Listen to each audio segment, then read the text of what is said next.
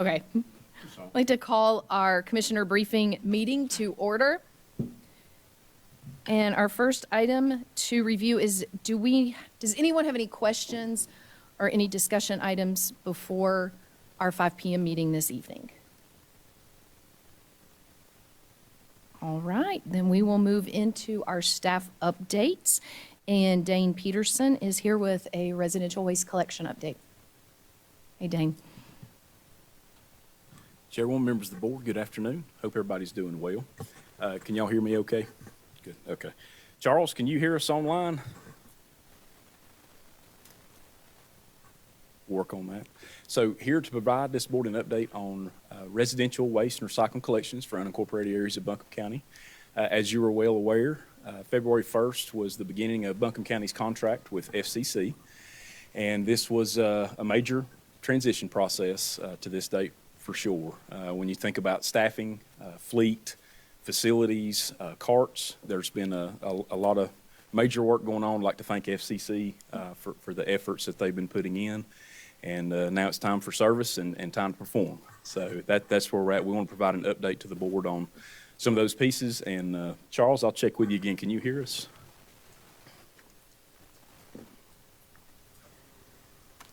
Charles, can you hear us? Dane, can you hear us? I hear you, Mitch. All right. There's Charles. All right. Guys, it's Mitch Dahlstrom and Charles Merkley with FCC. I'll turn it over to provide some updates on these items. Apparently, Charles can't hear us. Just give him a moment, Dane. Okay. I'm going to roll on. I'll give you a minute. All right. Sorry for that. 30%. Ready to connect. Yes, sir. Clicker. Oh, thanks. Charles?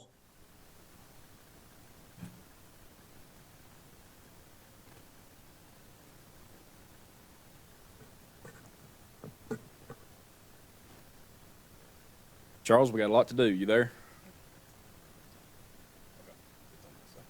You know what, Dane? I'll do my best to get through our update. Okay. All right. Mitch, go ahead. Can you see the slides? Connected to Yes. USCBR2LK0YSM0. Yes, I can see the slide, so thanks for that. You know, FCC started December 2nd, as you see in the first slide. And good afternoon, commissioners. And Dane, thanks so much for having us and allowing us to have an update. Just to introduce the team, I know Lewis, our general manager, is there on site, along with Joe Kane from our corporate office, transition corporate manager. So with that, I'll go into the card implementation. And we started switching out carts on December 2nd. And what we did is, based on the most current subscriber list that we got from the county and what was the previous hauler, we're able to, get all of the carts deployed. We committed we'd be done by January 3rd. We did get that done. Over 75,889 carts were deployed. With that, there was over 1,096s that I'm just trying to read it. It's a little bit small, Dane, but I have it here too. But with that, we're able to get everything deployed. I'll check the table on my end here. Hey, Mitch, good afternoon. If you can hear me, I'm sorry for the audio, but I can grab it if you'd like. You're the card expert. All right. Good afternoon, Madam Chair, Commissioners. I apologize for the audio. But anyways, on the cart deployment, we started out with 77,000 carts that we ordered. We have approximately 38,005 signed up. The 1,096 that Mitch had mentioned, we brought those from another location just as backups, and we stored them at the landfill. But we have, as of the 3rd, we delivered 75,889 carts. And there is a difference, as you can see in our inventory, and when you add it all up, some carts we may have delivered FCC ourselves, and they're still tallying those. So the point of this is we started and we completed everything that was on our list that was provided to us of current customers. We believe we've added about 3,000 more customers through the communication piece, which is really great. And we appreciate that. And some of this, as we go through, we're finding some cards people think they didn't get. They end up being at neighbors, what have you, but that's part of a transition. And some of the calls we're getting about carts and bins is there is a little bit of confusion about whether it's universal or subscription. So once we get them signed up and into our portal, and we can get them cards. So all in all, we only have less than 1,500 carts on hand left over, which is good. And we hope to sign those up. Our call center is obviously busy right now with the weather and the service, but I'll let Mitch at this point go into the service, and his team is in front of you. Mitch? Yes, thanks, Charles. As far as service updates, FCC, our HR team, we're processing 3 new hires above and beyond our current staff that we have and that we're fully and ready to roll. Our safety team continues our orientation and training for those new drivers. We have as many as 7 regional drivers for support. They're scheduled here through January 24th, and Joe and myself, we are asking and going to get more support here as much time as necessary to help the current team, with training and on the ASLs. And we also have a route manager, fleet manager, and manufacturer technicians available. The technicians will be available through the 17th. We have our current staff of techs also helping along again with a fleet manager. In addition, 11 more regional and corporate managers for support. We're rotating these managers through the end of January, and if needed, we'll be more than happy to extend those. All equipment is online, and we have additional units there at the site right now, 4 ASLs and 3 rear loaders. Those are over 30% more than our current routes that are running in just support vehicles. The first 3 days of service went well. We did get those completed by midday Sunday. They're, due to road conditions, some of the flurries and ice in the mountains, it had to be serviced the following morning, but we did get those completed. We also instituted a communication plan with our NaviSoft and tablets. We're able to notify through email customers that had an email address that they'd be getting service the following day. And we followed that up also with a dial-up system with phone numbers with an automated message to let people know that we'd also be servicing the next day. So really, the next slide is basically just showing what was there for budgeted equipment. Like I said, we had 7 additional vehicles there, along with the excess drivers supporting our team. So with that, Charles, I'll turn it back to you for follow-up. Thanks, Mitch. And, we're open for questions, and we understand that we couldn't be there. Sorry, I couldn't be there today. I wish I would have been there in person, but Yes. unforeseen circumstances for me, I couldn't be there. But we are open and available. Lewis and Joe are there in front of you. So if you have any questions, we'll take those now. Thank you, Charles. What questions do you have, Commissioners? Yes, thank you, Dane. Thanks, Charles and Mitch. I appreciate it. I have just a few questions from some of what I'm hearing in the community that I hope you can clarify for us. And thanks for being with us today to share this information and answer questions. One of the things that I heard from some community members, especially some of the there's many community members that don't use credit cards, and they were sharing with me that it was more challenging to get signed up. And so that's my first question is, can you address that and share with us what is the way for all those community members that do not use credit cards? Yes, this is Charles, and thank you for the question. That is challenging in this day and age, but we have switched gears in our call center. As we have an influx of calls, have added the information so that they know that anyone that signs up for our service is able to receive a paper bill, and the automatic default says, oh, well, it's a 99-cent charge, which we quickly change that. There is no charge. Anybody that would like to sign up through paper and have a bill sent to them, we notate it on their portal in their account, and they will receive a paper bill at no charge from us. Okay, thank you. So whenever we're getting those calls, we can just let them know to contact you directly. There will be no charge, and they can get a paper bill. Correct. Thank you. And then for also, and it sounds like you're hiring some more folks for customer service. Is that what I'm hearing? Because part of the challenge that I've been hearing from people is that they've been trying to call and contact you, and they're not able to get through, or when they do get through, they're being told that whoever's talking to them is telling them, well, we don't know when they'll be getting to you to deliver your card or pick up your trash. So can you share with us what you're working through with those challenges?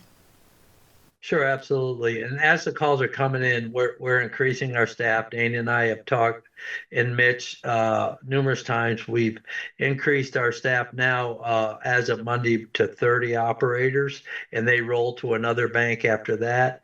But the situation with that is we use our own call centers, and we have a backup if there's an overflow. Obviously, there's a lot of questions, there's a lot of concerns. Some streets were delayed because of the weather, or we didn't get there. So there's a lot of questions. Many about the carts, and when do I get my carts? When don't I get my carts? Why haven't the other carts left? There's several of those as well.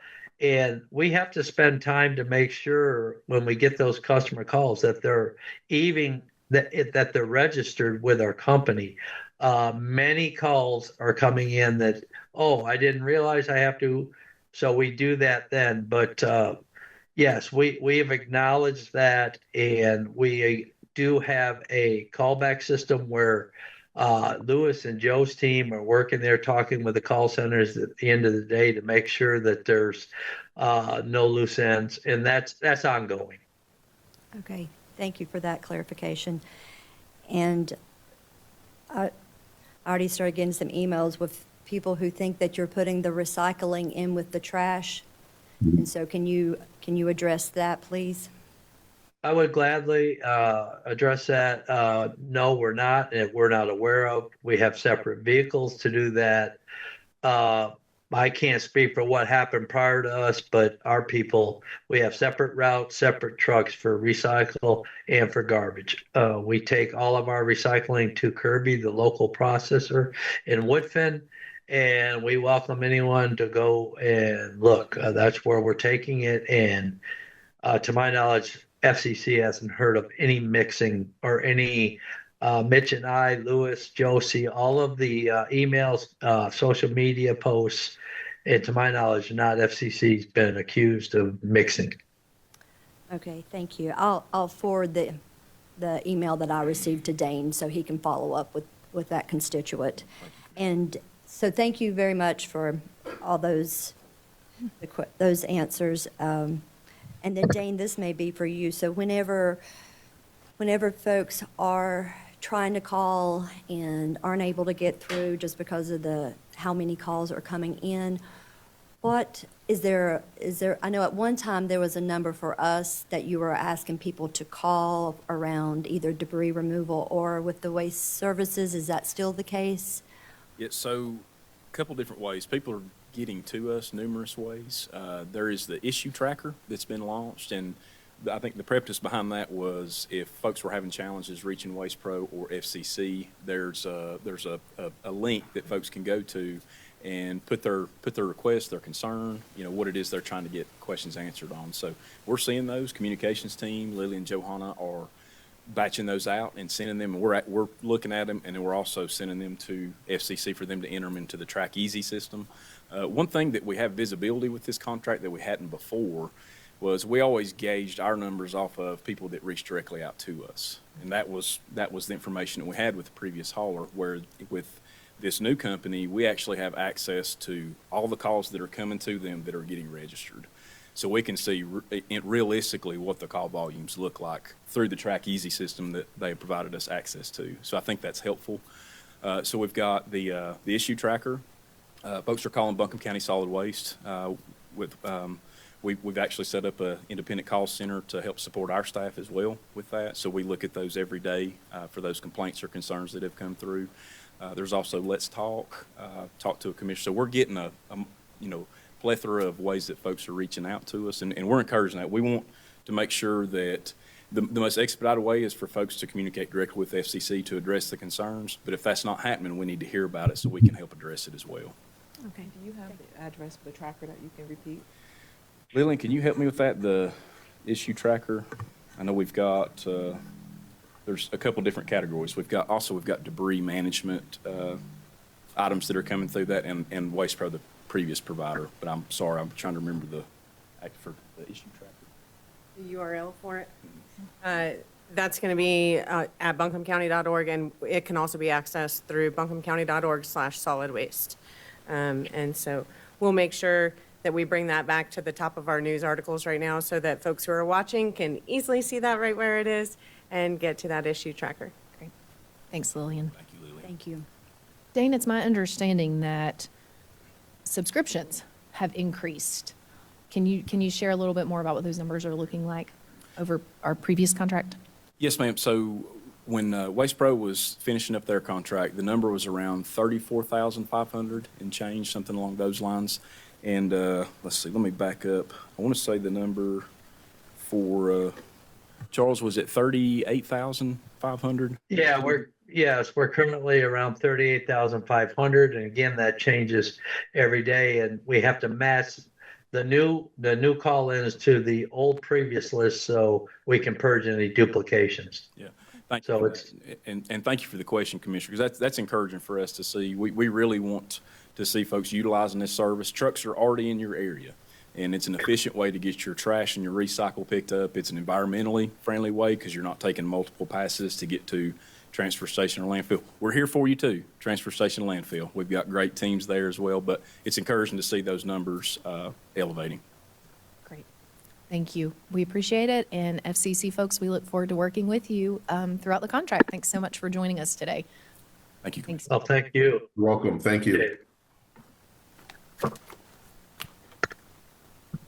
All right, we're going to move into our Helene update, and our first item is housing, private roads and bridges, and private property debris removal. And I believe our county manager is going to speak to that. Thank you, Madam Chair. As has been our practice, we've been bringing an update to you about the response and recovery of Helene. There we go. And the impacts in our community. So as you said, housing, debris removal, I'll cover those and then I'll turn it over to some of my staff members, E.B. Otterstall on the individual and small business, Ariel Zipe on emergency water protection. I think I had Jennifer's name on here, but it's Ariel that's going to be doing that. And then Nate's going to give you an update on floodplain management. And we do have an external guest with us this afternoon, Steve McGugan from the North Carolina Emergency Management. He's the Assistant Director for the mitigation section to cover hazard mitigation grant program. Great. At the end of the presentation, there are some appendix data for you so that the public sees what we have accomplished so far, and you also have access to some of those data reports. And I'll start with housing. Our housing teams, they are continuing to work on solutions for moving survivors towards housing permanence. There are currently 1,371 households in FEMA transition. That means they're staying in hotels. Over 500 of those households have been extended for TSA through January 24th. But I do want to make the note here, there are over 800 that will be checking out on January the 11th. They have been deemed ineligible to stay in the hotels. And of that 800, 400 of them can return to their homes because those homes has been inspected and they are habitable. The other four, FEMA has not been able to reach out or contact them. They've been reaching out now for several weeks, and there's been no contacts. And they have missed the inspection of their homes, and so that additional 400 or so are considered ineligible. What FEMA is asking is that they can still reach out. We have our community navigators, the next bullet point, that has been at the TSA hotels, trying to reach those residents that they can reach out and make sure if they are eligible, we can get them continued. If not, they will not be eligible, and they will need to check out on January the 11th. Apple? I got a question on the 529, who I guess are eligible towards the end of the month. Do we, or does FEMA have any data on the intent of those folks or their hopes and dreams for what comes next for them in terms of, do they want to leave the community entirely? Do they desperately want to stay? Do they have, is there any data points we have about their I don't have that with me today, but we can work on that. FEMA does work individually with every single one of those households, so they're working through that. We have case managers now from the state as well as our local Tetra Tech community navigators that are working with those individuals to make sure we can meet their need, whatever that need could look like. But I don't have that data point with me today. Okay, but some of it does exist in someone's hands. I'm looking for my housing team. As a matter of fact, FEMA is here. Do you want to try to answer that, Hannah? I don't want to put you on the spot, but Hannah Vick is here, and she's going to try to answer some of that.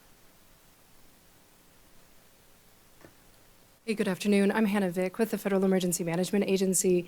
Yes, for the 500 or so that we're looking at, just like Avril mentioned, we do have individuals that are looking at on a case-by-case basis with the households that are in hotels. What is it that their plan of action is for their next either interim housing strategy or their longer-term housing strategy? The really great thing, though, is we also have the state and the county with case management workers. That whole program is being plussed up right now so that there's even a more robust case management approach to the individuals that are in the hotels and that will continue to remain in the hotels because they have a significant need.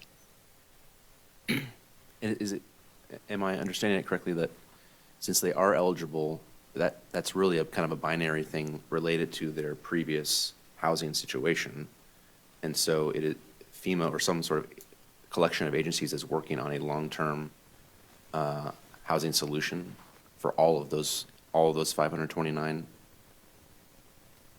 I don't know if I'll say long-term, but FEMA is working on that temporary. Temporarily permanent, or whatever the Yeah, phrase is. the temporary or interim solutions.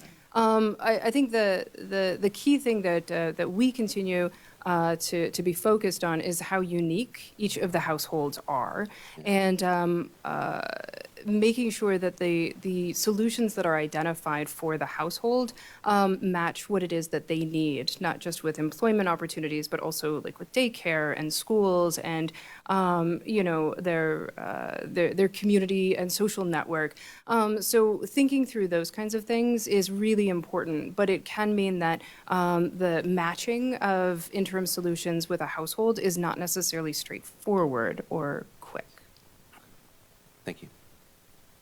And can you also clarify a little bit more? The 400 ineligible, you said there is a specific plan to be able to, you've had a challenge communicating with them, but you have a plan where you are actually going to try to make contact to make sure they're just not, they haven't lost that phone or all the various other reasons that could be a challenge. They are community navigators now that are in all the TSA hotels, trying to reach those individuals. This is not a one-time. This has been several weeks in the making that they have not been responding to FEMA. We believe they're still in the hotels, so we're there. We're also at the DRCs as well, trying to help them to help themselves. Okay. At this point. Okay, thank you. And the last bullet on this slide is the FEMA Direct Housing. That program provides temporary housing until permanent housing is ready. This can include, as you've all heard, the temporary housing units, direct leasing, and rental assistance.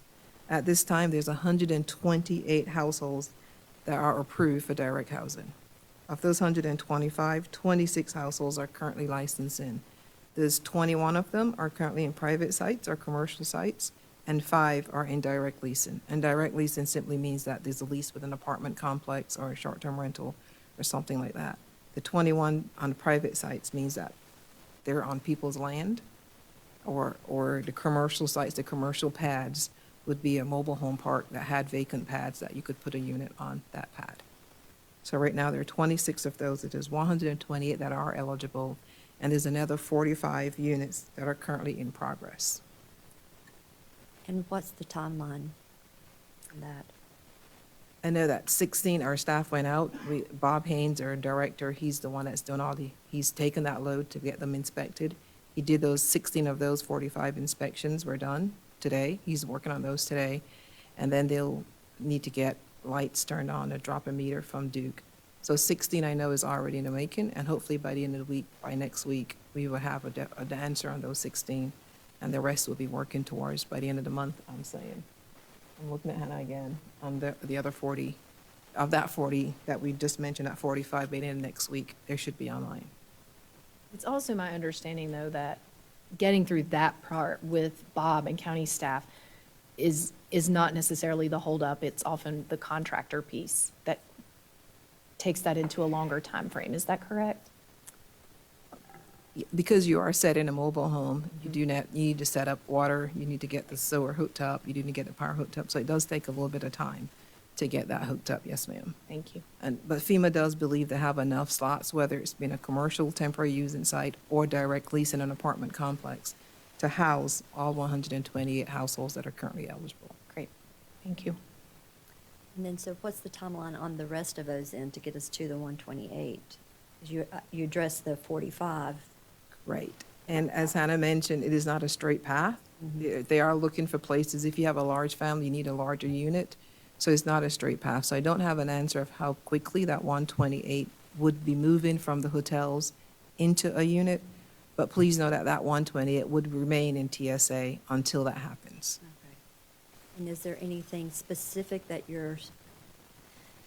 just to help us know what you're looking for? So like if we're out in the community, what specifically are you looking for to try to help the remainder there that's in need? At this point, and I'll see if Anna wants to add, at this point, I do believe they have enough units, whether it's going to be the direct leasing. If you recall, back in November, FEMA did a request for proposal, and any apartment complex or STR that was interested were able to apply and say, we have a unit, we are interested. FEMA is working through that with them now because it has to be furnished, you need to do background checks and all that to make sure that we can match a family with a property owner. And that is ongoing. They did the first 46 of those, and they're working at that. I think they had 300 or so. Oh, you're standing there. I'll let you talk. No. You're absolutely right. With the direct lease program, we are making some good headway there. We, for everybody's awareness, we did an initial round with a smaller contract, and then we've got a larger contract with various landlords that should be coming online, hopefully in the next couple of weeks, which will be able to house more individuals and more households. I think that it's also, especially as we're thinking about timelines, it's also, I think, worth noting, too, that we're pursuing the FEMA rental assistance program, where we will pay individuals and households directly with a check so that they can find a rental unit on their own. And the whole purpose behind all of this, we've got the rental assistance, we've got the temporary mobile units, and then we've got the direct lease program, is again in recognition of the unique needs of the households. And all of these different things are just pieces of a much larger puzzle that we, in coordination with the county, are trying to bring to bear for those that still need housing options. Thank you. Hannah, the one thing, Commissioner, I'll say, when you ask what are we looking for, I think if you know of a commercial site, a commercial mobile home park that has vacant sites, that will be something that will be interested in because it already has water, sewer hookup and ready to be available. So I think if you know of any commercial paths with space, if you want to pass that on, then we can look to those.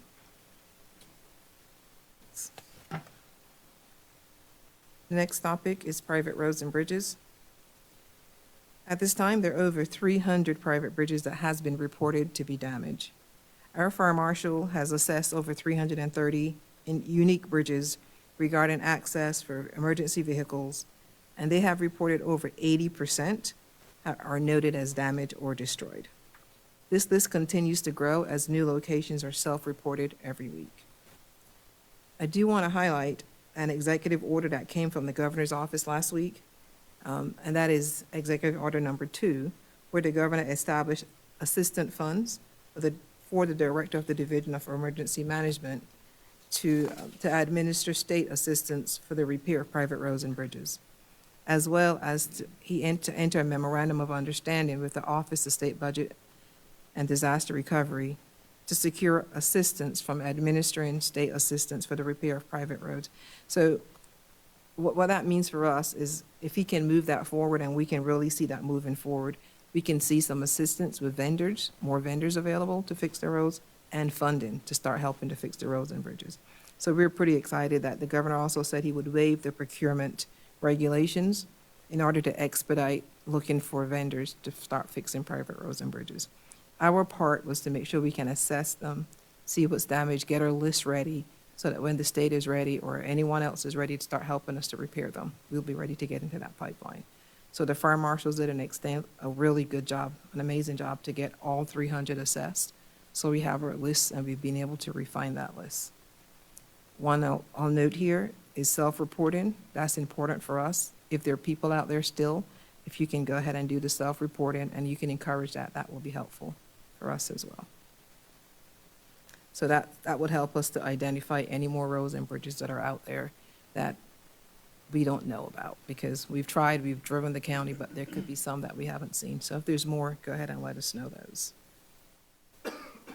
Questions on private roads and bridges? That self-reporting tool, again, on our website, people can take pictures and upload them for us and they can drop the geolocation and we can go and visit those. Thanks. The last topic for me is debris removal. Our first priority, as you might recall, has been removing debris from the public right-of-ways. At this time, we're nearly complete with the first pass. If you recall, we told residents you don't have to bring all at one time. You bring some out and we'll take that first pass up, and if there's more you need to bring, you can do that. So our contractor, Ashbridge, has assessed that first pass in zones A, B, C, and F, and they were currently at 99% collected in those for that first pass in those areas. Swannanoa and Barnersville is at a little over 90% on that first pass in Barnersville. And what that means is this is the first wave. We've told residents that they can start, and as they continue cleaning up, they can continue to bring stuff as they can manage, bring stuff to that right away. And that would mean we will start our second pass to go through. But at 99 and over 90% in Swannanoa and Barnersville, that gives us hope that we are seeing that debris being picked up. It may not feel that way to some people, but the tonnage is starting to show that we have been going through and picking up that debris. Another priority that we've been working on is title property. That is your vehicles and other vessels that you have seen along the roadways. Our debris task force, in coordination with our sheriff's office, will begin towing title property from the right-of-way. I believe by the end of this month, you'll see us starting to do that. We are negotiating now with our towing companies. We did an RFP back in December, and we have several responsive bidders, and we're currently negotiating with those responsive bidders. And so you will see us starting to tow those vehicles from the waterway, from the roadways. The waterway is a different topic, but title properties from the roadways, that should start within the next week, within the next several weeks. Waterway debris removal is a third bullet that we've been working on. And FEMA has approved the Army Corps of Engineers, and they're working through their contractor now and looking at eligibility and scope to begin waterways. That should begin by the end of January as well. So January is a pivotal month for us as you're seeing debris, title property, also our private property debris removal, which is my next slide. That will also start the week of January 20th. So Avril, you think both title property and waterway debris removal this month we'll see folks? Starting to work, in title property, we'll start our towing. We're working through the contracts for our towing Okay. companies now. PPDR, on this slide, you will see that we have over 2,000. We started those in batches because you couldn't take all 2,000. So the first 200 has already been approved by FEMA and the Corps of Engineer. And you'll see those started on, I think, looking for civil and the debris crew. But that will start the 20th, week of the 20th. I'm getting nods from my backup back there. The experts are back there. And the waterways. Yeah, Waterway's going to be a little bit longer, so both have been tasked over to the Corps. They're working through the contract piece to get those procured. And Waterway's going to take a little bit longer time, probably towards middle of February before we start seeing that work. February, Yeah, but thank PPDR, exactly. Okay. This month. Same, the same answer would be for all like the reporting. If the public wants to report something, it's the same answer for everything, Yes. right? Okay. Yes. And just one like differentiation, if it's a vehicle with an actual, like a tractor trailer with a cab and a VIN number, that's title property. But if it's like a used up container off of a container ship, that's not title property. That's actually just, Debris. that's Army Corps debris Right. from a stream. Okay. Okay. And just a follow-up question with that. Yeah, this is going to help because that's a lot of what I'm hearing as well is like the water, they're wondering about the water debris and the Yeah. tidal property. But when I think of that Swannanoa area, I'm getting a lot of questions kind of through that main corridor through there because we know there's so much going on, like, and this is, showing that how much is being done with those first passes. But when you're driving through Swannanoa, a lot of people feel like they're not seeing the progress through that kind of commercial area. And can you speak to that any about what you're seeing, what's being done, what needs to be done through there? So, and I know Lillian mentioned this back in November, there was a tractor trailer that had flipped over there on the side, and it's still sitting there so many weeks later. So that will be some of the title property that you will start seeing being hauled away. As far as the commercial property, typically the owner of the commercial property would have worked with his insurance company or tried to do some of that. And we are still seeing that they're still sitting there, not being cleaned out, and debris still piled up. There's one Pacific building that comes to mind, and just want to know that the back kind of fell off into the river. We have started to reach out, our staff is going to start reaching out to the commercial owners of those properties and see if they need help to help get the debris cleaned up and help to get the building demolished. One of the things that we did learn is this PPDR process can help with those structures, can help with the demolition and the cleanup of some of those structures. So they will have to also fill out a right of entry, have we been asking. So if there's any commercial owner out there that is interested in some help in getting that property cleaned up, I'm gonna look for my people again to make sure I stay on point. And then, yes, they can get that. So they would need to fill out that right of entry form. And they can do that at some of those locations that we've been talking about, either in person or virtual. On the screen, the screen is gone. If you can put the talking points back up on the screen, we would take those right of entries, whether it's virtual or at the call center at the mall. The call center is in Barnersville as well. We have one in Swannanoa. Tetra Tech has been out doing those call centers. And that's what we're asking, especially now the commercial. We really focus on residential, make sure people can get back home and making sure they have a place to stay. And we're noticing the commercial, on those commercial quarters are still as if Helene just hit. So we're asking for them if they need help. When we looked at our PPD, after 2000, there were only 5 commercials in Swannanoa area. So we're asking if you need help, please fill out the application and let's see if we can help in any way. Okay, thank you.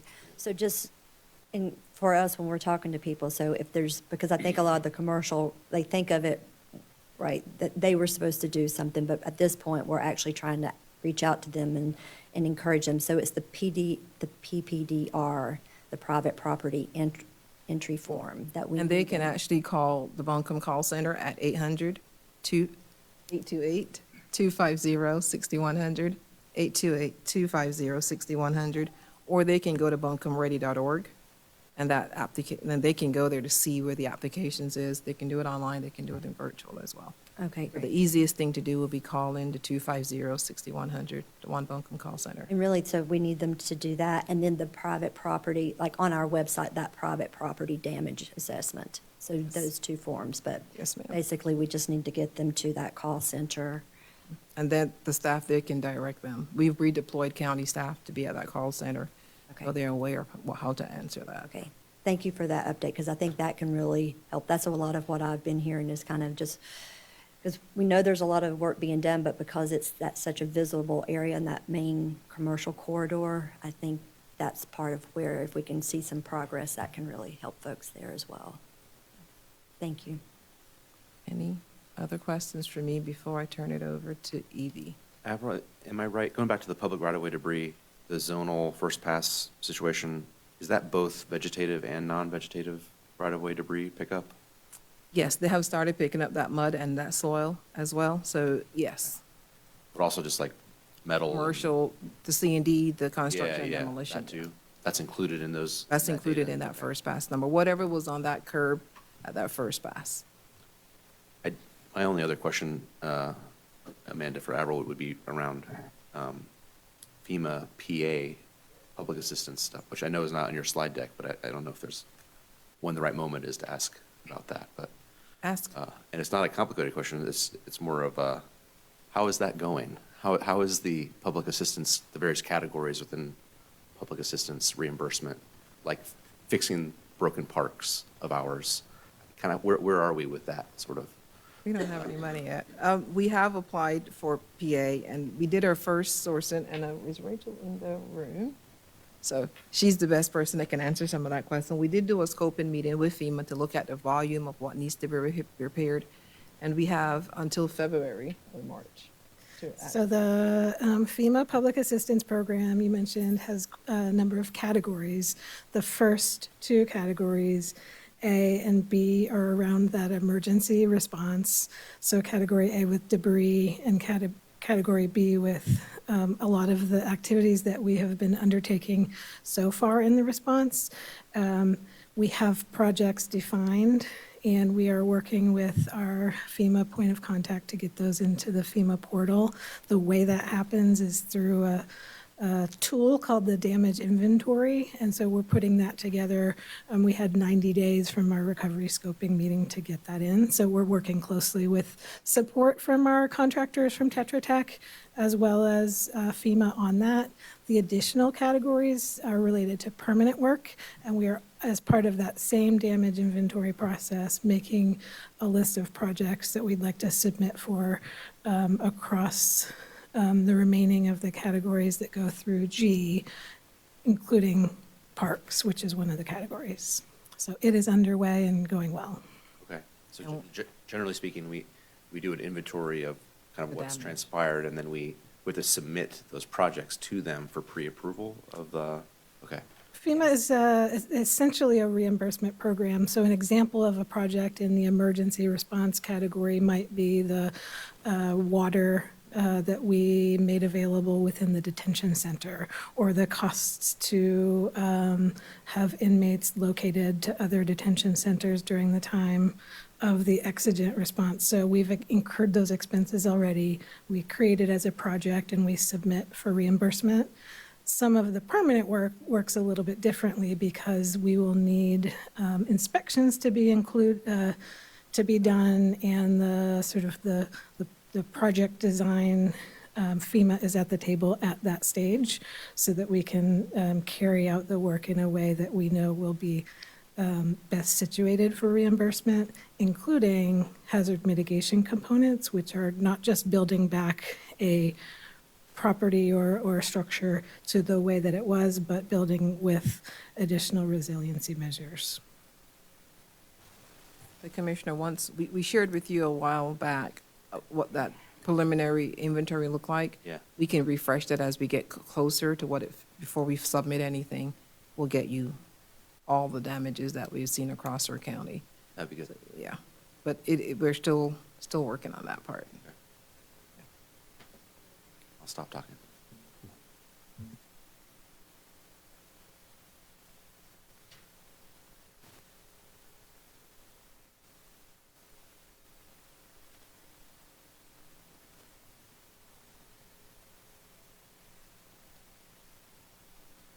Good afternoon, Commissioners, and Happy New Year. Good to see you all. I'm here to provide an update about our small business assistance and individual assistance programs. For a little bit of background on small business assistance first, on November 19th, 2024, the Buncombe County Board of Commissioners voted to award $1.5 million to Mountain BizWorks for their Rebuilding Together Helene Relief Small Business Grant Program. These funds were reallocated ARPA, or the American Rescue Plan Act, dollars, and they were awarded following an RFP process. This program was funded additionally by the City of Asheville and the Chamber of Commerce. The total fund was $3.69 million, and it served 276 businesses. Of those businesses, 137 awards were made using Buncombe County funds. These funds will help support 1,000 full-time equivalent positions in Buncombe County this year. Additionally, the average grant size was $11,000, and of those awards made, 39 were owned by minority-owned businesses, 83 were women-owned businesses, and 8 were veteran-owned businesses. For our individual assistance program on background, November 1st, 2024, last year, the Buncombe County Board of Commissioners voted to reallocate $1.597 million for the household assistance program. $300,000 of this was awarded to Grace Covenant for their Helene Relief Program, and $1.297 million was allocated to the Economic Services Household Assistance Program. For Grace Covenant, their first data report is due January 15th, but I do have some initial reporting they gave preliminarily to us. They served 122 households, and their average grant size was $2,460. For the Economic Services Program, they received 5,826 applications for the household assistance. 51 of those applications have been approved so far for $187,000, and there are an additional 101 applications pending so far. I have an additional update to share about a request that we've received from the City of Asheville. The City of Asheville has requested that Buncombe County accept and manage $624,000 in CDBG DDRF funds. That's a new acronym for me. It was declared disaster recovery funds, which is a supplemental resource that the city has been able to access. These funds would be for rental assistance for City of Asheville households with an area median income, or AMI, at 80% or less. The CDBG DDRF would fund eligible applications from the Household Assistance Program, and it would be under an interlocal agreement, which could include an administration fee of up to 10%. For next steps, Buncombe County and City of Asheville staff are working on that interlocal agreement. City Council will consider it at their January 14th, 2025 board meeting, and staff will be bringing the interlocal agreement for your consideration at the January 21st meeting. Any questions on small business assistance or individual assistance? So that last one, the DDRF, so that's something new that is that something that we can also have access to, or do you know anything more about it? My understanding of the program is that they have access to it as an entitlement community. And so since they're already a recipient of the funds, it was an additional resource made available. And this is the funds that they've previously had, that they've previously said and been trying to get out to the community. This is not the new funding source. Yeah. Okay. Thank you. Did you say there was 5,000 applicants to the county's Yes. individual assistance? Okay. Yes. Now, for the small businesses, are there all loans, grants, or is it a mixture of both? This program is solely grants. The Rebuilding Together program was just a grant program. Mountain BizWorks is providing additional services like loaning and also technical assistance, but this program is just for granting. Good, so they don't have to pay any of it back. Nope, none of it back. Good. Wanted to make sure of that. Any other questions? And just wanted to clarify, Avril, as we're moving forward, if these programs are all still things that we could continue to administer if we were to receive more funds, be it from the state or the federal government? I have redeployed county staff so we could do this work at this moment. So as we truly open up all services, that might be a strain. Understood. Thank you. Thank you, EB. Thank you. Appreciate it. Good work. And Ariel is joining us with an update on the emergency watershed protection.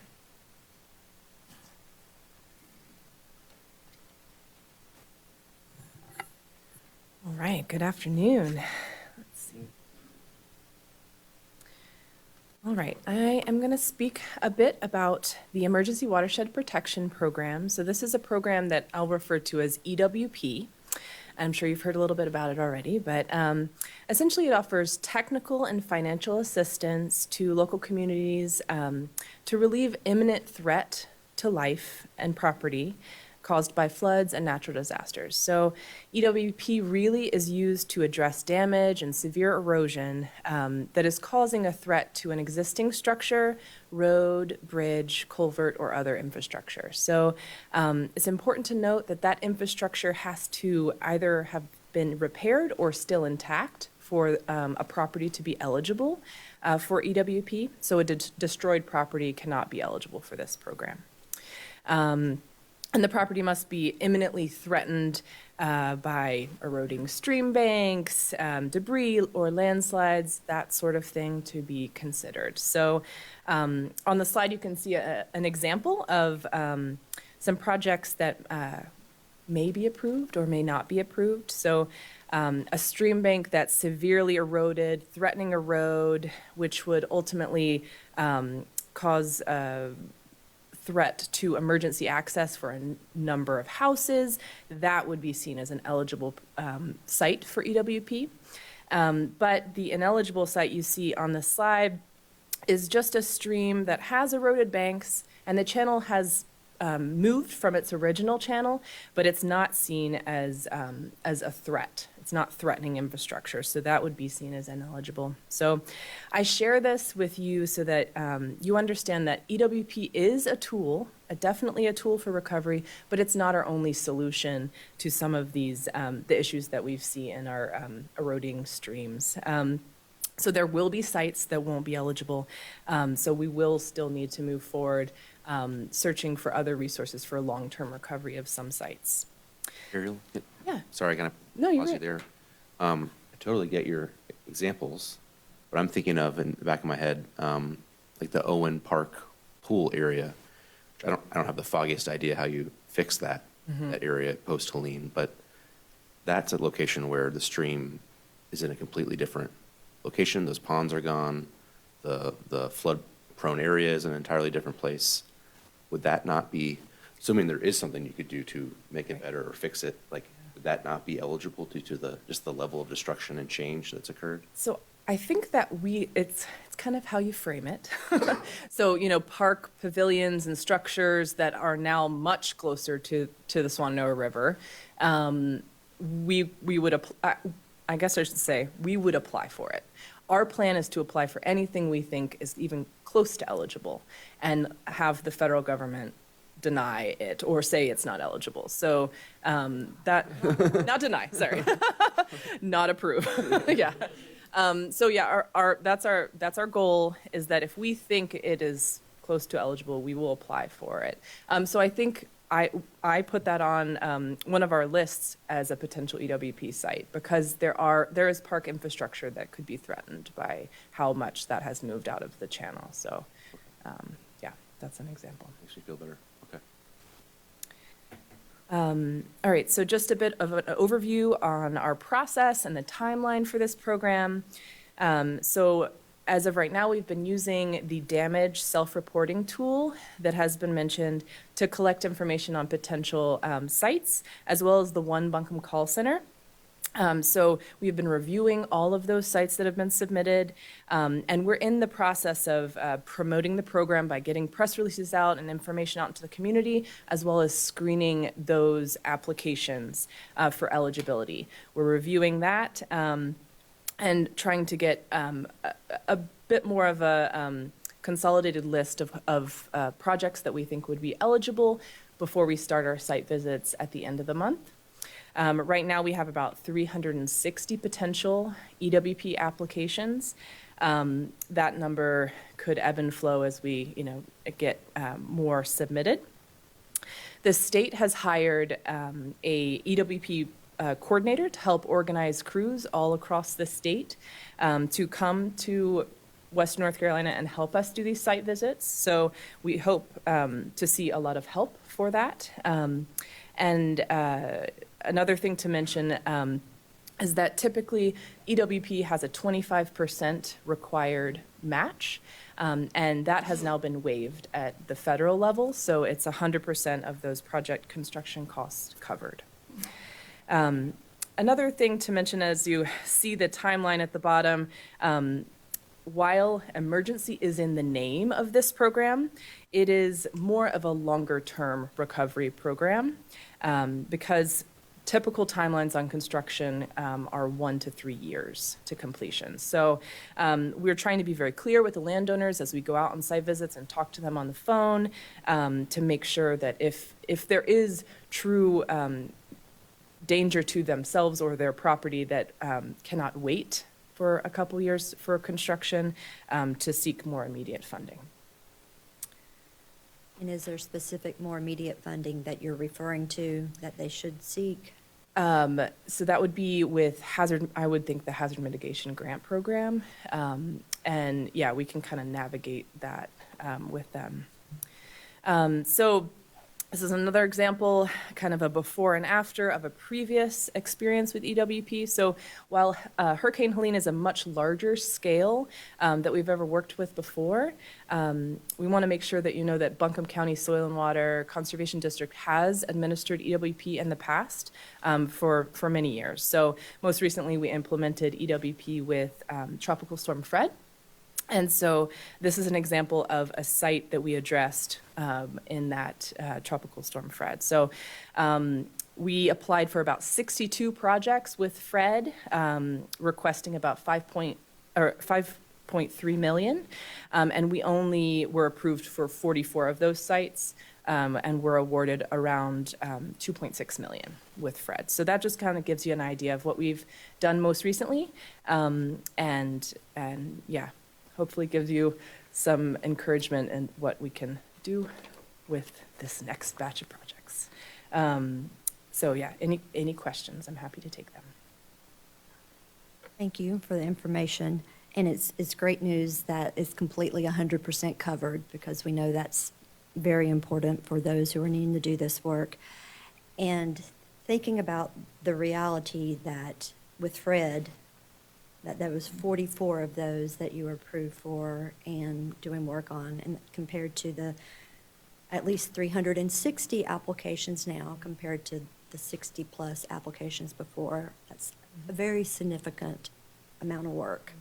And knowing how long those projects take, and that's, I mean, if they were taking 1 to 3 years before when it was that small number of projects, I'm concerned about the time it's going to take. And so I'm wondering, like, the amount of help that we have from, I know you mentioned somebody from the state, a coordinator, but is there more help coming? Because, like, if I'm remembering correctly, sometimes it's engineering, or you can address that. Like, what is it that makes that process take so long? Yeah, that's a good question. So I will say 100% of the costs are covered, construction costs are covered. Engineering, only about 10% of engineering is covered. So we anticipate an additional request to the state to cover, where typically they cover the 25% requested match. We anticipate a request to the state to be able to cover all engineering costs. So that's still kind of to be determined. So yes, engineering is always a thing that holds up the process. The coordinator that I mentioned is one coordinator for the entire state. So he's really helping organize crews of other soil and water district staff to come to the Western region to help us do the site visits and the required application forms. After that, we're not sure where the help is for actually implementing the projects. A lot of times it's contracting out to an engineer firm, and they're handling a lot of the project management. So that's kind of our hope at this stage, is that would be, once we have the approval of of, the award of each of these projects, we'd be able to then contract out with engineering firms to manage the implementation. But yeah, that's kind of where we're at right now. The main help coming to the region is to do the site visits and the applications. Thank you. That's an important clarification. So that's that initial application, but then, so it sounds like we really need to continue to reach out to the state to get the help on the engineering costs, because those costs are very high for engineering. And then that's where we're going to need additional support to be able to get this amount of projects done. Is there anything else we need to know with that? So like when we speak to our colleagues, our state representatives, we can ensure that they're aware of this? Yeah, I think that's generally, and I do think that they are anticipating this ask based on the experience with Fred. But yeah, that's kind of the missing piece in the funding puzzle. And I think because in the past they've had to fund engineering as well as 25% of construction costs, our hope is that because the 25% is covered by the waiver, that this would be a fairly easy ask. But the scale of the work and the number of projects is much larger, so the ask will be larger. Commissioner, your point is well taken as far as help, because this money that Ariel is talking about is going to be specific to EWP or specific to engineering.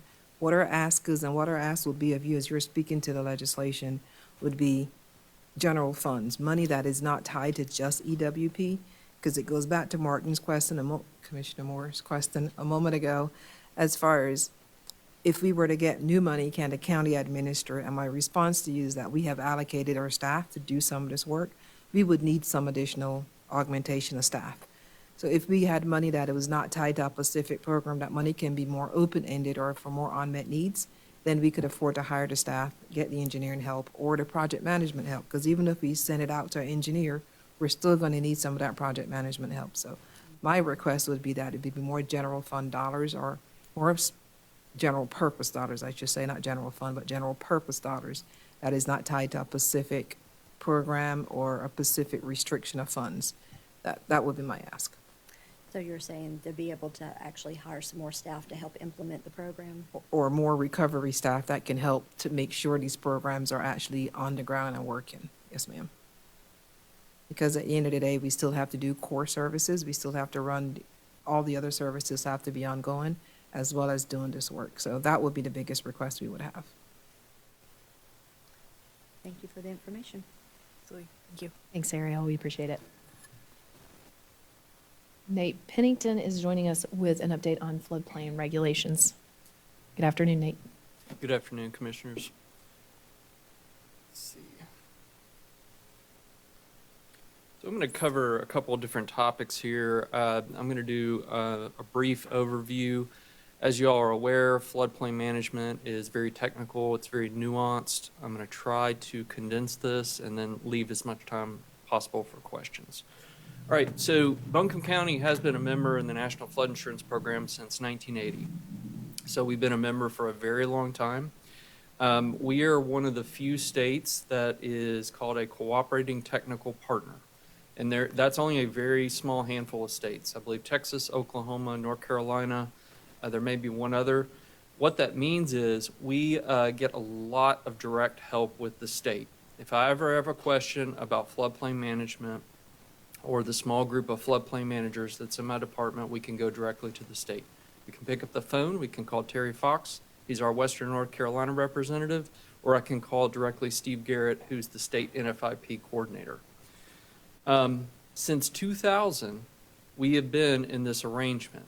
And as a CTS, that means North Carolina is in the driver's seat of the floodplain maps, yet another benefit of being a technical cooperating partner. The maps themselves are based on what's called the flood insurance study. So every time you get a new round of maps, you conduct what's called the flood insurance study, and I'm going to walk you through how that process works. The current maps that we have been in place since 2010, and right now in process, the floodplain mapping division down in Raleigh is securing funding to collect LiDAR data. This is flown aerial through airplanes that use very specialized lasers. The lasers bounce the beams off of all the topographic features, all the physiological features, the water courses themselves, and it provides very accurate depiction of the interface between land and water itself for the special flood hazard areas. We have two different kinds of study areas. So when you look at flood maps, and I'm going to show you a picture in just a second, we have what's called limited and detailed study areas. The detailed study areas include a floodway. The limited detail areas do not. There's a way to interpolate data to understand where the floodway is, and we hope with the new mapping cycle, which is about 3 to 4 years away, that we're going to have some areas that are limited now that become more detailed, which is a benefit to everyone. I want to make absolutely crystal clear that no two properties are the same and no two flood zones are the same. One of the favorite stories that we hear as a floodplain manager is, I didn't flood last time. That means you can flood the next time very easily. That's all that means. For our basics, the floodway itself, this is the area that includes the watercourse. In the image before you, you see the Swannanoa River. In the Swannanoa area, Old US 70 is to the north. The floodway is depicted in purple. This is the area that will always almost surely flood, especially when the watercourse gets outside of its banks. It is very dangerous. It is high risk and full of peril. The area in the blue is what's called the 100-year or the fringe. I like to say it's a 1% annual chance, because a lot of people say, well, I just have a one in a 100-year chance. The 500-year is a 0.2% annual chance. Again, it does not mean you'll flood only once in 500 years. It is a percentage chance. Unfortunately, in this situation, we saw flooding well beyond the 500-year in many areas, which is indicative of an event that probably is closer to a 750 or 1,000-year event. Again, it's all statistical probability, but there's dynamics that cause different flood events, and I'm going to show you in just a second what can cause additional flooding in areas. I'm going to flip back and forth between two slides here because they both go hand in hand, so I'm going to go one more beyond that. Let's have a look here at Swannanoa itself. Swannanoa was one of our hardest hit areas, and I want to show you some of the dynamics of why. And I also want to walk you through different assessment types. And I want to talk to you all about reconstruction and what that looks like. So right here before you, we have the floodway and the purple again, the 100-year or fringe in the blue. And we have a number of damage points that you see in red or orange. These assessment types were completed in different rounds after the storm. I want you to see how far outside of the mapped floodplain area a lot of these damage points took place. And we're going to discuss some of the dynamics of why that took place like that. After the storm immediately, emergency and first responders do what's called the life safety. They look for loss of life. You've seen the X on the side of buildings. This is where they use a specific methodology and they go search for people that may be trapped, loss of life, different situations, but it is a life safety basic inspection. After these inspections took place, Bob Haynes' team with our permits and inspections with mutual aid from inspectors all across the state and outside, even outside of North Carolina, descended upon the area to do what was the building code, structural inspections, and again, it's an extension of life safety. There might have been, there's numerous situations where someone lost the power line that went to their home. You name it, we saw it. The last type of inspection that's taking place, and we are working right now with our contractor, is substantial damage within the special flood hazard area. So any of those points that you see within the blue or the purple there, these are an enhanced inspection. And they are required by FEMA after an event because any structure that's what's called pre-firm built before you join the National Flood Insurance Program, you have to run it through an analysis. And we'll go back to the other slide and explain that in more detail. This part is ultra important. We have to get this right because we don't want to jeopardize our membership in the National Flood Insurance Program. It's also a benefit to the county and to the lives of the people here to make sure that we build back as safely and as resilient as possible. So we use 3 different colored placards on that initial round: green, safe to enter; yellow, limited entry; and red, it either had structural damage, it was significantly impacted, etc. The big question we get: can I rebuild? Yes, but it's nuanced. Any area that is not included in the purple or blue may build back without any restrictions. Within the 500-year, which I don't specifically show on here, there are no restrictions. However, many of the calls we're receiving today are, how do I build back more resilient? I don't want to build back the way I was before. Help me. Do I elevate? So we are having these conversations actively, but there are many rebuilding opportunities even within the special flood hazard area. And we'll flip back and I'll show you why.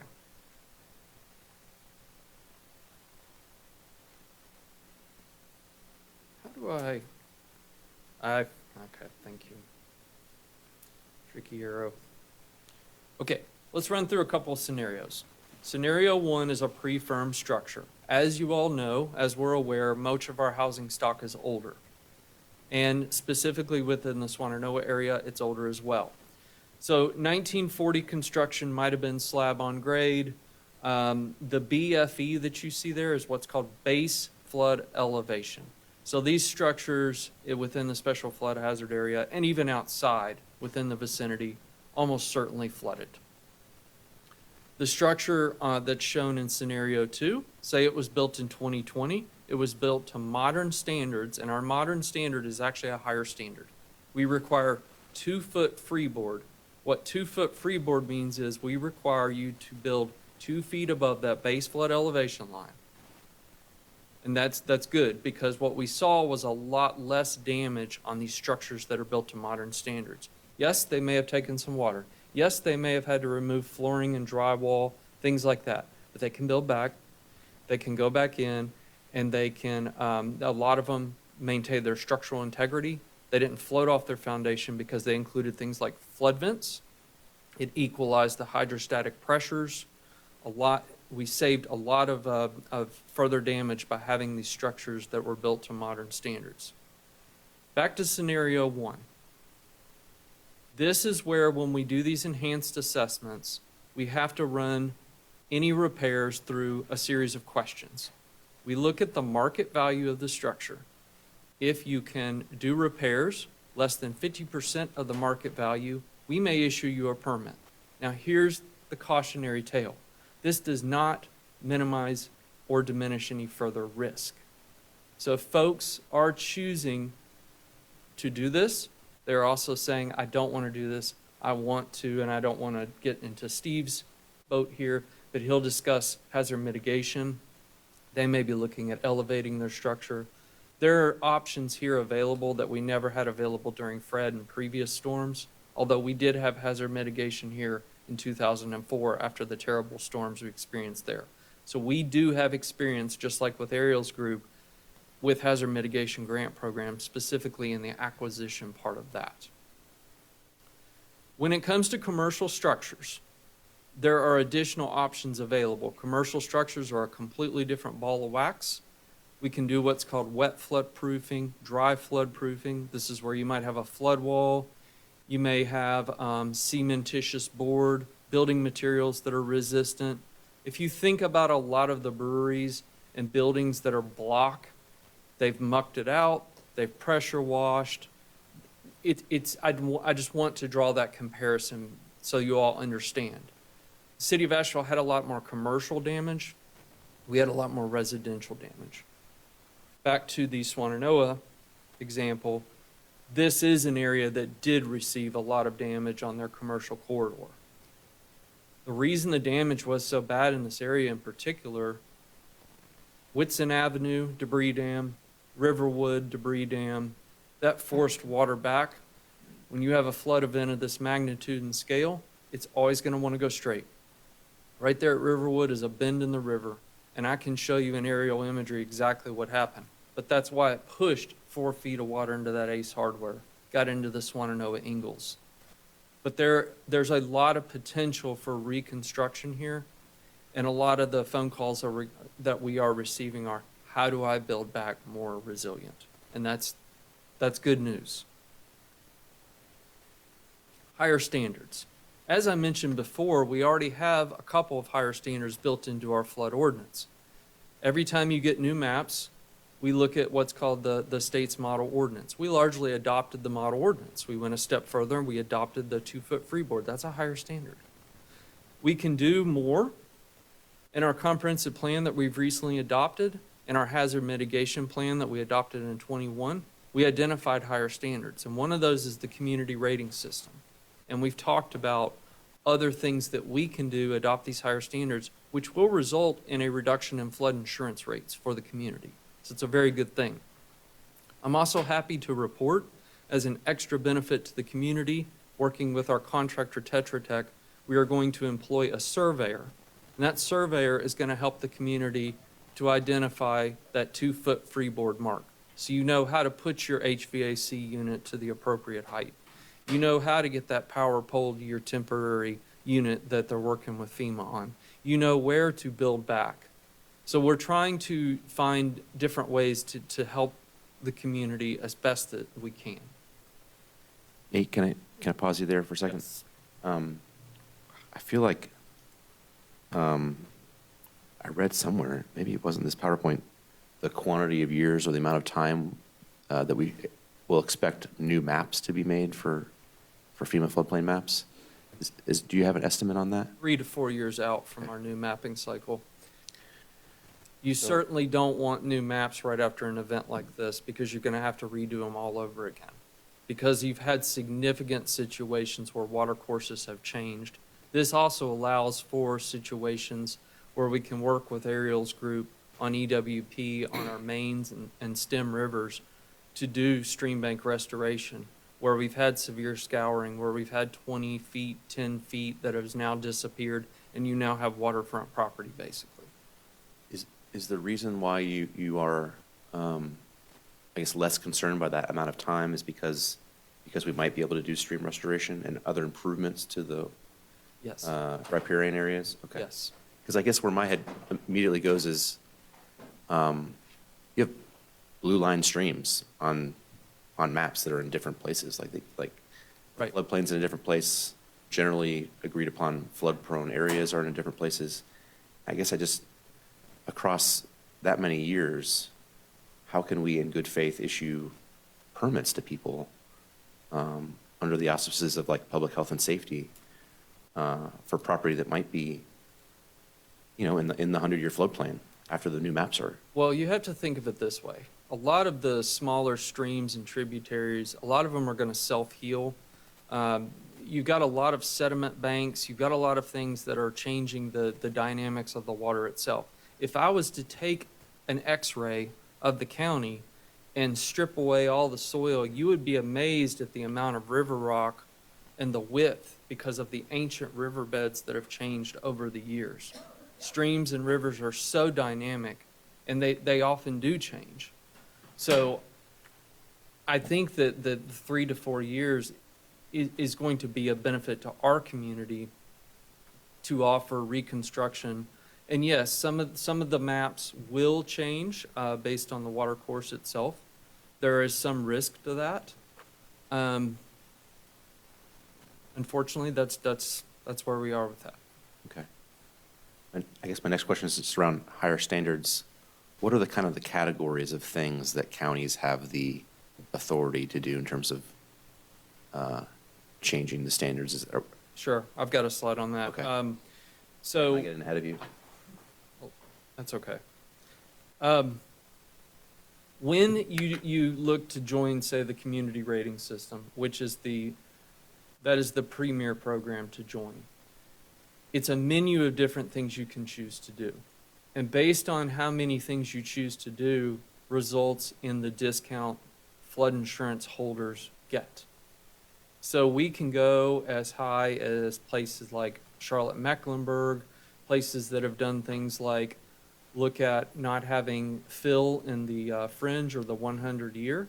We could do what's called compensatory storage, where you actually purposely flood areas during a flood event to prevent damage further downstream. The sky's the limit. But the cautionary tale here is that in a riverine setting in the mountains, we don't have large expanses of flat developable land. So it might be more appropriate for us to look at things like adopt a 4-foot freeboard, which, by the way, with some of the climate change and things that the dynamics that we're seeing, the new model ordinance may recommend a 3 to 4 foot freeboard.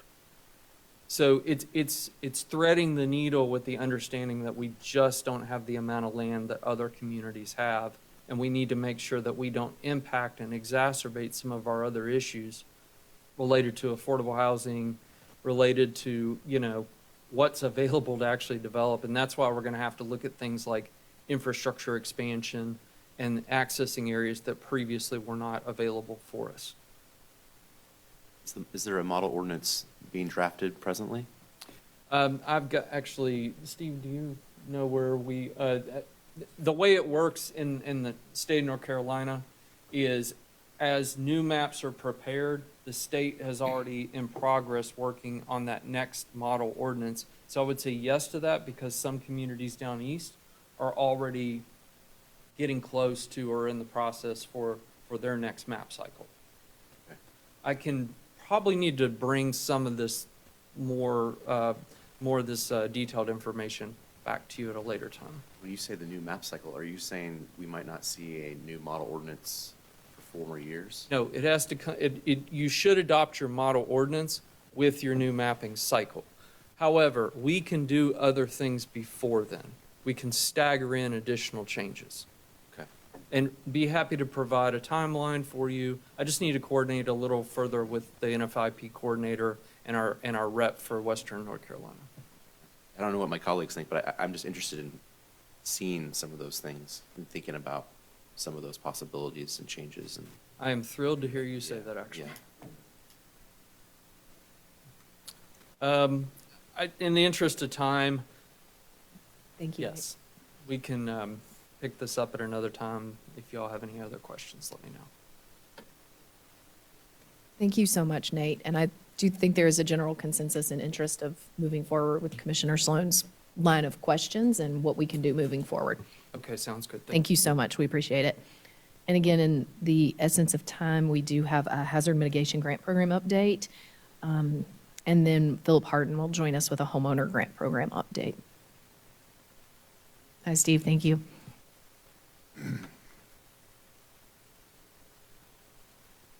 Well, good afternoon, Madam Chair and Commissioners. We'll see if I can operate this as well. There we go. My name is Steve McGugan. I am the Assistant Director at North Carolina Emergency Management, specifically for hazard mitigation, and the State Hazard Mitigation Officer. I appreciate the previous brief. All of that does fall under my office, and so if we need to come back and have a further discussion, we'd be glad to. I not only take care of the hazard mitigation grant program and all the grants that come from the hazard mitigation assistance at FEMA, I also have responsibility for map making as well as the NFIP program for the state. Today, we'll talk specifically about the hazard mitigation grant program. A lot of words on the slide. A couple of things I really just want to point out to you. The hazard mitigation grant program, it is a disaster grant. Hazard mitigation assistance has both non-disasters and disaster grants. The hazard mitigation grant program is specifically after a disaster. The big piece that we want to do is look at what happened in this disaster and prevent it from happening in future disasters. To what was just talked about, we are focused, a lot of what everybody thinks we're focused on is housing and helping homeowners.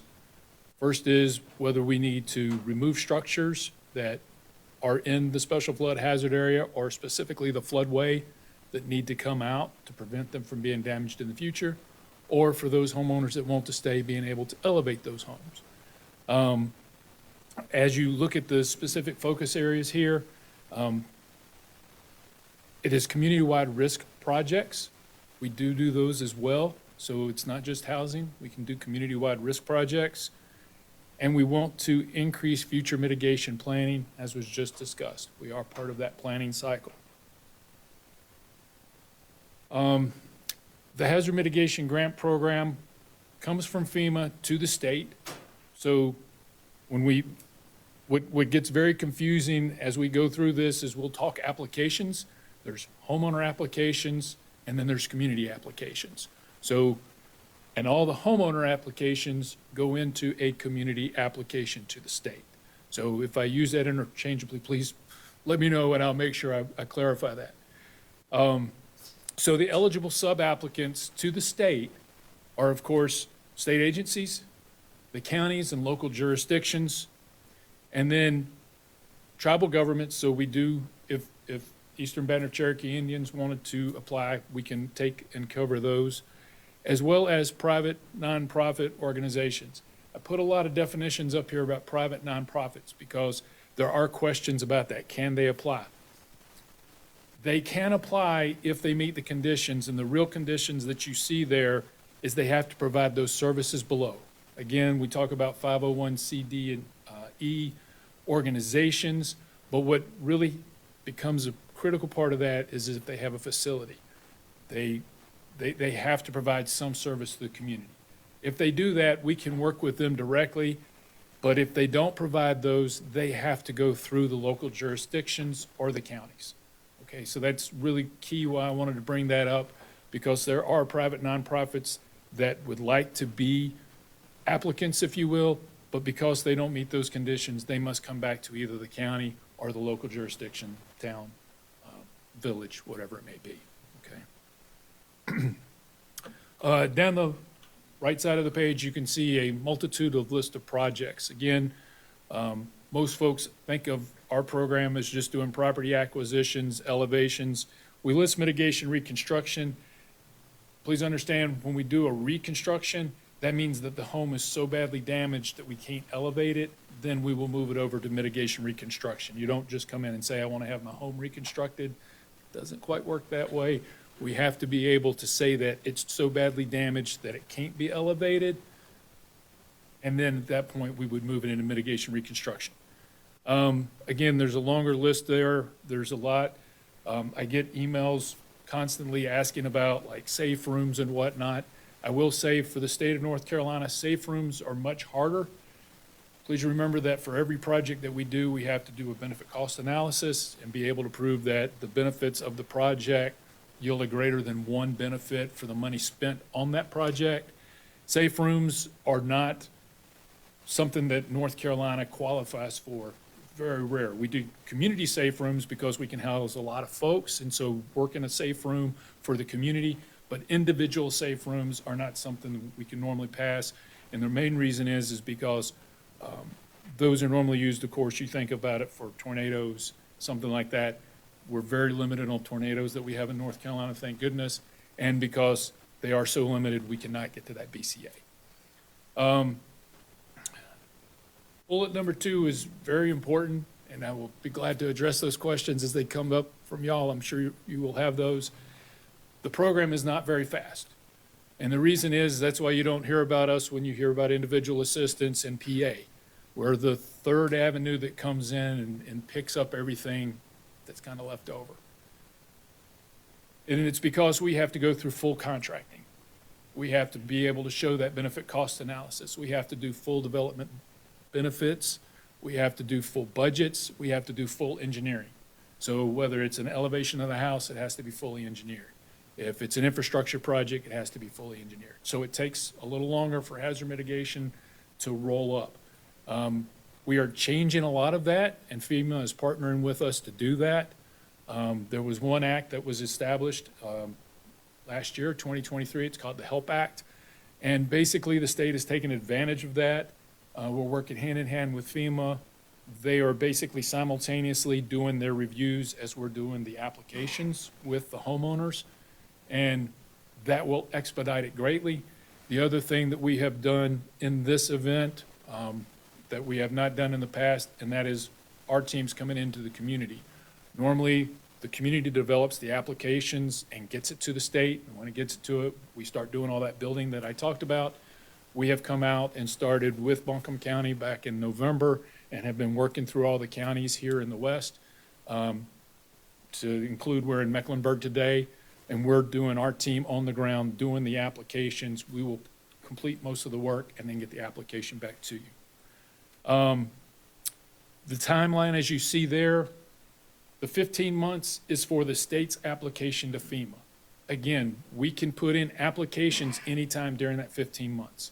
So and I will speak to this now, we are preparing Buncombe County's first application for approximately 49 homes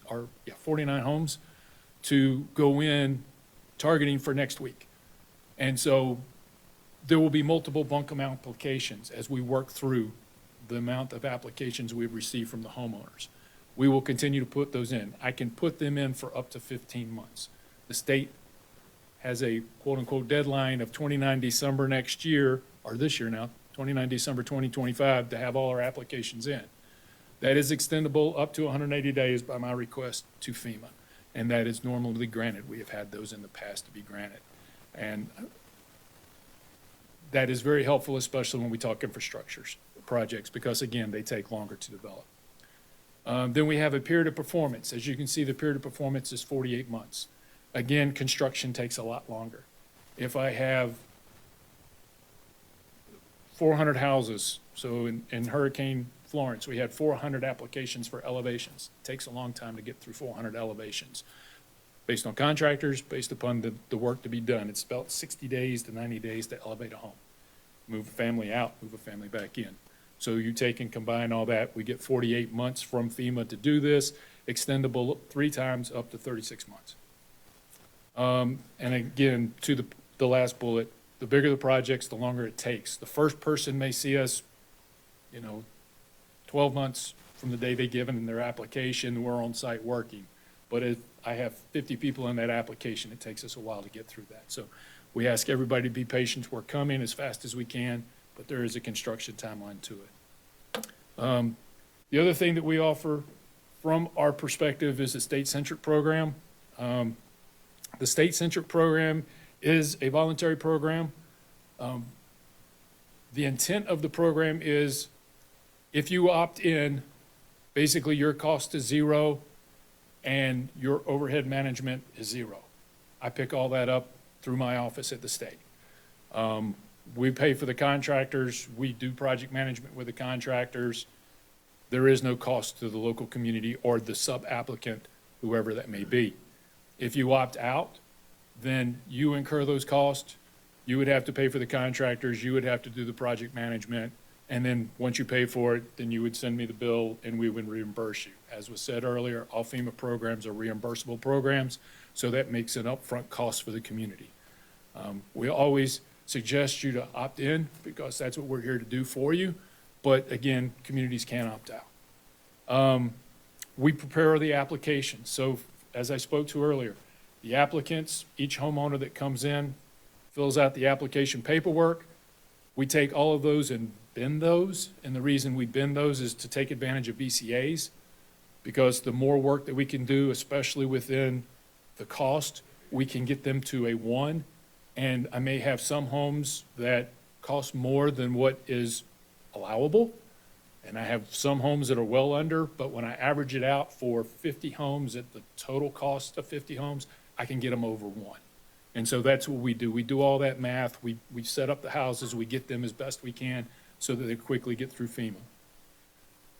Once it comes back, again, we'll do the contracting. We already have 9 contractors that we've already pre-qualified. We're qualifying more, and we're focusing now on the western part of the state. We have a lot of contractors in the east. I'm trying to get more contractors in the west. We're trying to get homegrown contractors so the money stays internal to the state. And as we bring those on, those will be the ones that would be bidding on the work in your area. And of course, once the project's done, we take on the closeout function. That is not something that is left to the county.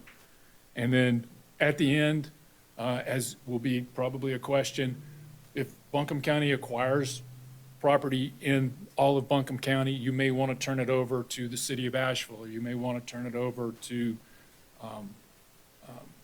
Woodfin or one of your other subdivisions. We work that paperwork that needs to be done. Basically, it's a simple request letter that we would get from the county manager requesting that to be done. We work that with FEMA, and then all those properties are transferred to sub-jurisdiction. It's a lot of information. I'd be glad to answer any questions that you have. One quick question. And first of all, thank you for all this very helpful information. This is great, and thanks for all the work that you're doing as well. On that last point, because a county manager had brought that up at one of our last meetings about assessing the land that is being, I can't think right now, but The acquisition. the portion. acquisition, yes, thank you. I lost my word there for a moment. So with the acquisition of that land, and I know you just said it can be turned over, say, Woodfin or some other if it's within municipality. But what I'm wondering about is, with that land, if it's within the unincorporated area of Buncombe County, not within one of the municipalities, and the county manager had mentioned staff was assessing that and which land that they would want to handle, let's say, or look at. What if there's some property that staff's looking at that you're not wanting to take on in that unincorporated area based on our comp plan? That was the question that I wondered about last time. And are you able to address that?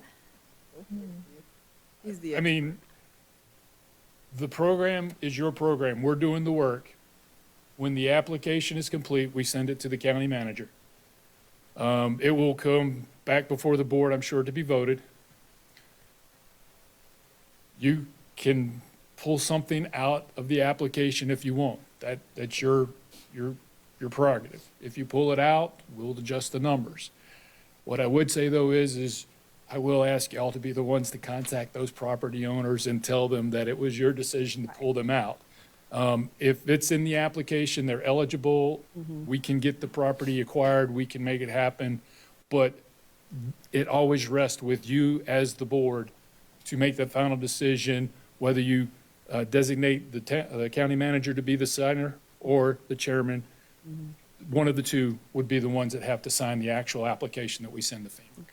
So thank you. So that was what confused me last time, when it sounded to me like you were saying that we might not accept some properties. And that concerned me, because I thought that in essence, we would probably, any that wanted to do it, we would accept. So can you clarify what you meant last time? What I was referring to is we would get property that we know we can't ever redevelop. And so one of the things I was think you were going to go with is some of the restrictions that they put on the property that keeps it just green space forever. Right. And some of this property, do we want to just have property on our tax? Well, it's not on the tax rolls anymore. It is just truly county-owned property. So I wanted the decision to be something that you guys have thought about and think through. But what Steve is saying, if we choose to do that, then the homeowner can't sell that property. And so that's a conversation that we just need to have. And what I've asked staff to look at would be the decision points that you can look at to help make that decision and be informed as you make that decision before we get to that point where we get down to our closing conversation with Steve. If I may, everybody's always concerned about again, you are going to lose the tax value. It's now your land. But there are many things you can do with that property. It's not just leave it dormant and don't use it. If you buy tracts of land, to what was talked about earlier, if there's some way you can do water storage on that tract of land, you can do that. There are green solutions that you can do that you can use that land for forestry, or you can use that land for gardening. You could, it's been cleared because we came in and cleared the houses off of it and whatnot. You could set up gardens, and you can lease that land. So if you have a garden spot, you can have a lease and somebody pays for that lease for that summer. You're still gaining some revenue back off of that land, and they help to maintain that land so it just doesn't get overgrown and become an eyesore. There's lots of strategies, and we can work with the office to be able to lay out those strategies, especially if you look at some long-term critical infrastructure, storage capacity type projects. I think of some of those being like underground storage tanks. we can use that land for that because now I'm using it for mitigation purposes. And you could have underground storage tanks. You may not have what he talked about, the wide green spaces because it is a mountainous, but you could go with underground storage tanks, store that water that can slowly be pumped back out afterwards. And oh, by the way, what they did in New Jersey, believe it or not, one of the big projects that FEMA likes to use is that they use that space for a basketball area so that the inner city could use it for basketball. The court's on top, the storage was underneath. So there's things that we can do with the land that doesn't take it completely away so that it can't be beneficial to the community.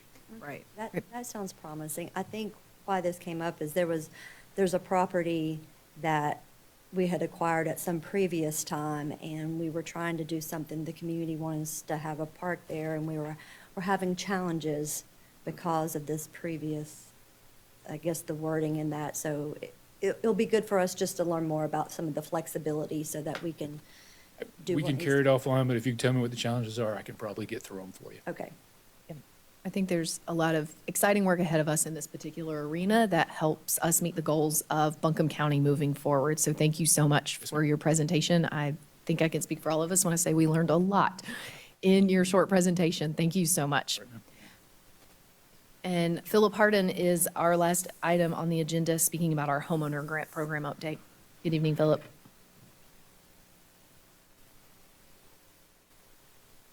Good evening, afternoon. We'll talk a little bit, update on the homeowner grant program. We're busily finishing up from this past year. And a little background, because I think some of the commissioners probably weren't on the board when we established this program. It was established during the last property reevaluation, which I believe was in 2021. And it was really to assist preserving home ownership for low-income individuals. And that's the max of grant is up to $300 from the county. And if you live in the city of Asheville, you can get an extra $200.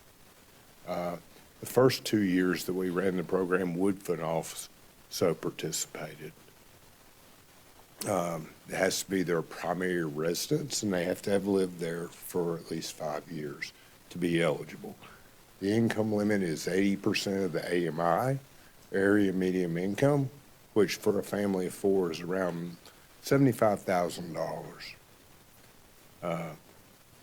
The first year we did not have a resource limit. We instituted that resource limit in the second year and is at $60,000. And those are liquid resources. So it would be like cash on hand, checking accounts, savings accounts. That's really all we look at when you're talking about liquid resources.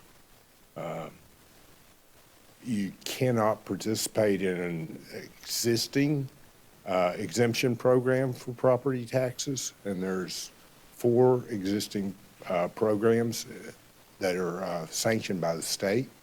The most widely ones used are the elderly disabled exemption and veterans exemptions are 2 of them. Those are the ones that are used the most.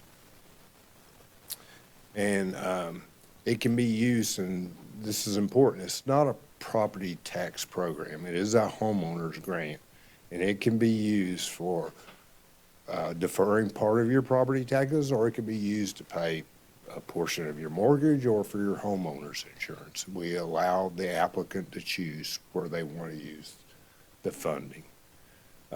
And for this current budget year, the county has budgeted $265,000 for the Buncombe County portion of that. The city of Asheville budget's $150,000. So far, we've processed 90% of the applications. I will tell you, you'll see in a minute why that is. It's actually up to 92% today. And of the 1,158 applications, 64% have been approved and 36% have been denied. We'll talk just a minute about that in a second because you'll see a slide. I think it's the next slide. This program generally runs, we usually open the program up July 15th and we run it through September the 30th. for really about almost a 90-day window or 75-day window. This year, because of the storm, which happened on September 27th, internet went down, everything went down. A lot of people, we had a few phone calls from folks who said they thought they had till September 30 to apply. They didn't get the opportunity to apply. So we opened the program back up for 1 week in November. And if you'll look, between July and September, we took 675 applications or so. That 1 week we opened back up in November, we took 575 applications. And that's why we've not finished processing all those applications right now. I think a lot of folks thought it was a disaster recovery program when they applied. And that's probably why you see a few more denials than we normally have for this program. So as of right now, $129,000 spent for the city of Asheville and $145,000 for Buncombe County. And this is just applications by zip code. 35% of the approvals have been city of Asheville residents. And as you can see, 28806. And I think every year we've run the program, it seems like 28806 zip code is where we have the most approvals and applications. And then applications by race. This is, if you look, not specified. We do not require people to submit the race when they submit the application. It's not an eligibility criteria. So a lot of people choose not to say. And that's why you see 583. So it's really hard to really take data from the program to really determine who you're serving, because almost half of your applicants you don't know. I think that's it. Are there questions? Do you have one, Parker? Yeah, I don't know if this is a quick one, but I guess it's been a year since we last had this similar conversation, maybe more. I have no idea. I'm making that up. Might have been longer. I'm just curious, with that much more experience, Philip, is there anything else that you can think of or have seen that might lead you to think that there's something we could change about this program to make it easier for people to use, more automatic for frequent users to use and to access, to make it easier on your staff, to make it easier on applicants, et cetera? I will tell you that we kind of have it down to a science now. I will say that the program that our county IT folks developed, it's a very simple program to do online. I mean, it's like 5 questions. You can do it in about 2 minutes. So I don't think that that's the issue. Where it seems like we have, where our administrative time comes from is the back and forth with the tax office and those kinds of things. Because we have to determine, are they the owner of the property? Have they lived in that property for 5 years and stuff? So there is some back and forth with the tax office. It takes a little time and administrative time. Okay. Automating that in some way, shape, or form would certainly speed things up. Okay. Thank you. Mm-hmm. Thank you, Philip. We appreciate the work. All right, thanks. All right, and with that, we will adjourn until we reconvene at 5 p.m. Thank you.